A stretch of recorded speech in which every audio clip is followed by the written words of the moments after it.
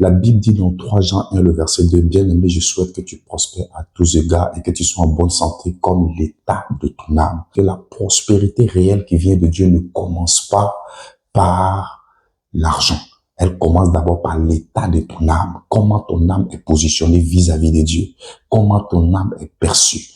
Parce qu'il a dit comme prospère l'état de ton âme. Donc la prospérité réelle de Dieu commence par l'état de l'âme et non par l'argent.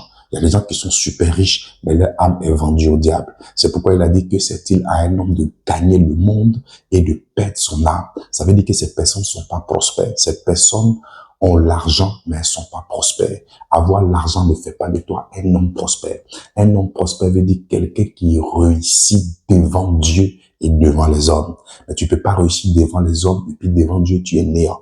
C'est pourquoi il y a une parole qu'il faut comprendre dans le livre de Daniel, chapitre 5, à partir du verset 25 à 28. La Bible dit que il y a le fils de Nebuchadnezzar qui s'appelait Belchassar. Il a fait un songe. Il a vu une main écrire.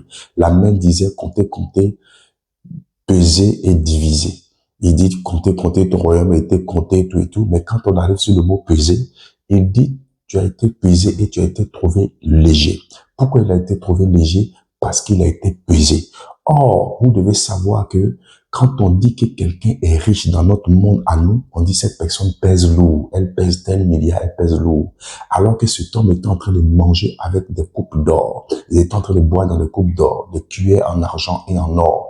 Il y avait la richesse dans le royaume. Mais on dit il a été pesé, il a été léger. Parce que pour les hommes, avoir beaucoup d'argent, tu pèses lourd.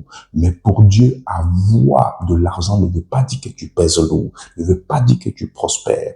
Mais c'est être connu par Dieu, être reconnu par Dieu et être approuvé par Dieu qui fait de toi un homme prospère. C'est comme ça que la prospérité commence devant Dieu. C'est pourquoi Dieu l'a trouvé léger. Or, vous devez savoir que quand on prie pour avoir la gloire en hébreu signifie kabot. Kabot qui signifie ce qui est lourd, ce qui pèse, ce qui a du poids. Donc la gloire, ça a du poids. Donc quand on dit quelqu'un est dans la gloire, c'est quelqu'un qui pèse devant Dieu et non quelqu'un qui a beaucoup d'argent, beaucoup d'or. C'est pourquoi la Bible dit ne soyez pas envieux. Frères et sœurs, quand tu vois quelqu'un a l'argent, rends gloire à Dieu. Tu vois quelqu'un a beaucoup de biens, rends gloire à Dieu. Ça ne veut pas dire qu'elle prospère devant Dieu que toi. Parce que la Bible dit Jésus croissait devant Dieu et devant les hommes en statut.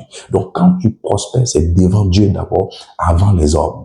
Donc, sois béni, n'oublie pas que Jésus revient, que la prospérité s'attache à toi au nom de Jésus. Amen. Shalom.